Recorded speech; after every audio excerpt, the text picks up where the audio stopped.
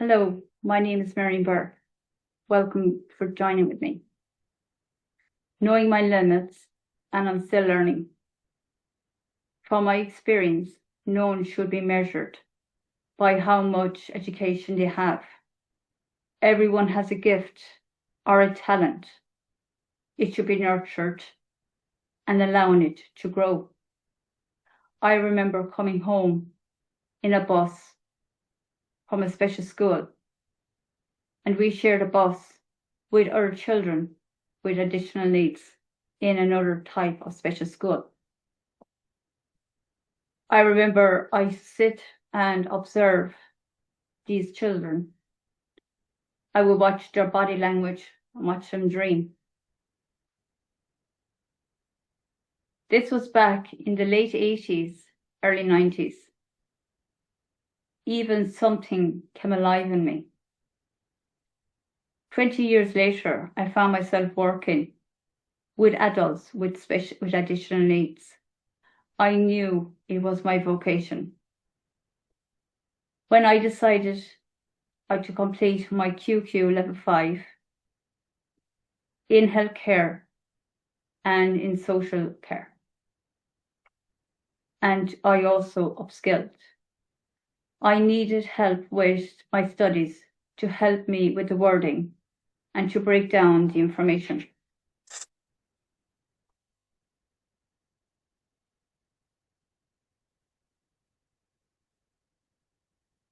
Having worked for over 10 years in a nursing home setting as a healthcare assistant, I felt I was ready to try social care.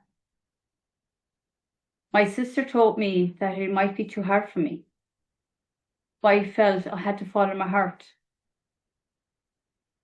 I told her that I needed to try this, and I could always return if I did find it difficult, I could always turn to elderly care, but I didn't want to have any regrets. After 3 years working in a social care setting, I felt that there were some areas very difficult for me.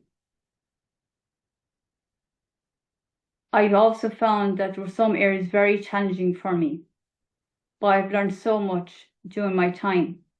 I developed strong friendship with the residents in my care, and I also got on really well with the staff who supported me in my decision to move forward. The house always felt like a home, and even after I left, I knew I could always visit anytime. Although the paperwork and giving out medication would be difficult for me, but I found areas where I could contribute. I done the housework, the laundry, I drove the work bus.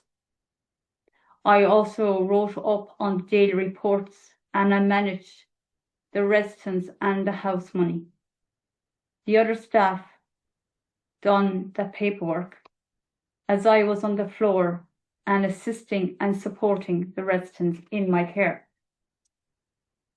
I have learned so much about challenging behaviour. There was no textbook, but I learned on the job. I remember one evening, there was 2 volunteers. They were cooking at the cooker. When a resident called Anne approached the cooker, I stood in front of her to keep her safe.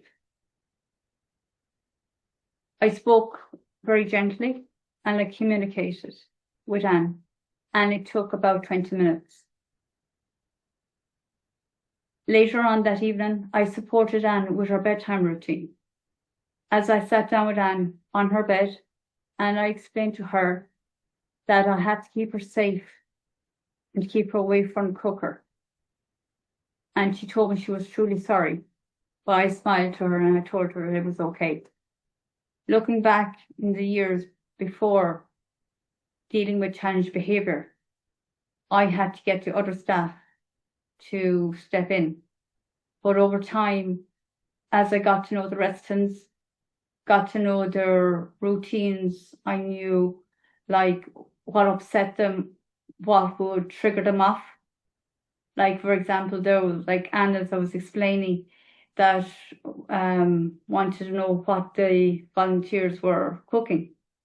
For I knew that if I kept the bottles away out of harm, like she was obsessed with the tops of bottles and wrapping them up.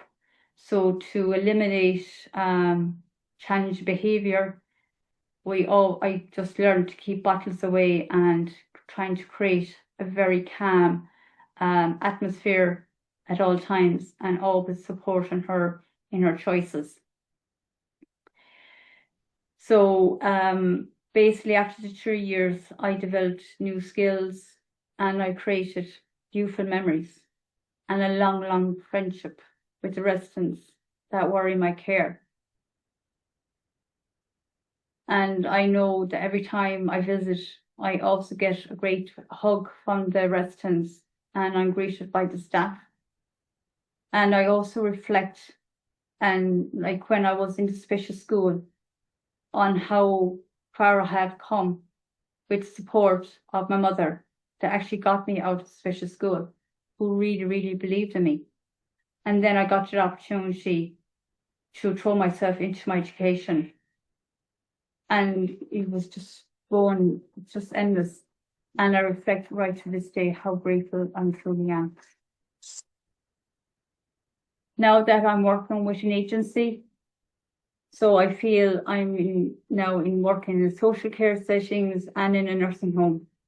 And I find that I have less responsibilities, but I still can make a big difference in people's lives. I do know my limits, but I'm still learning and growing. I feel the true love of working with residents. I can really relate to the most vulnerable, and how I can, from my experience, and how I can connect with them and support them from my years of learning how difficult it was in those times. So I also like to create these videos to inspire parents and children and adults. Please do not give up. There is hope. I am become an advocate for people like me and for children, because in the end of the day, it's all about learning and not giving up and knowing that you're not alone.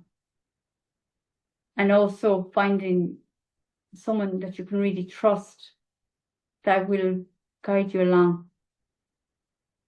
So through my experience, I'm hoping to enrich lives, build understanding, and give hope to the children and anyone in need. Thank you.